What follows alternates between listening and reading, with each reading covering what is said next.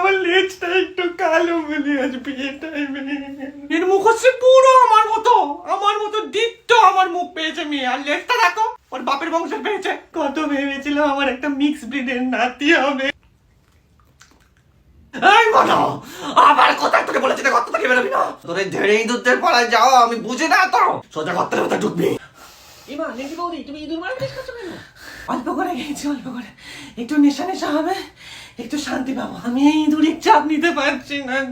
আমার বাবা দাঁতে করে লোহার জাহাজ কেটে ফেলেছিল। সেই বংশের মেয়ে আমি, সেই বংশের। আজকে আমার মেয়ের বিয়ে হচ্ছে না। ওরা কিভাবে নিজেদের ওই তো সাদা ইঁদুরের জাত খাঁচার মধ্যে থাকিস, পোষ মানিস, মানুষদের পা না চাটলে তো খাবার জুটবে না তোদের। আমার মেয়ের সাথে না ছেলের বিয়ে দেবে না বলে কি আমার মেয়ের বিয়ে হবে না? আমার মেয়েও না অলরাউন্ডার কাটিং চ্যাম্পিয়ন দিদি, অলরাউন্ডার কাটিং চ্যাম্পিয়ন। আমার মেয়ের লোম দেখেছে? এরা ছোটবেলা থেকে হাইডেনের পাক মাকে বড় করেছে আমি মেয়েকে। আমার মেয়ের মতো মসৃণ লোম সারা ইঁদুর জাতি খুঁজলেও পাবে না। আর আমার মেয়েকে না বলা কেন না কালো লেজ। দেখ না আমি ওই কালো লেজ আমি বিদেশি লেজের সাথে বেঁধে আসবো, তুই দেখ। স্টুয়ার্ট লিটিলের সাথে বিয়ে দেবো আমি আমার মেয়ের, স্টুয়ার্ট লিটিলের সাথে।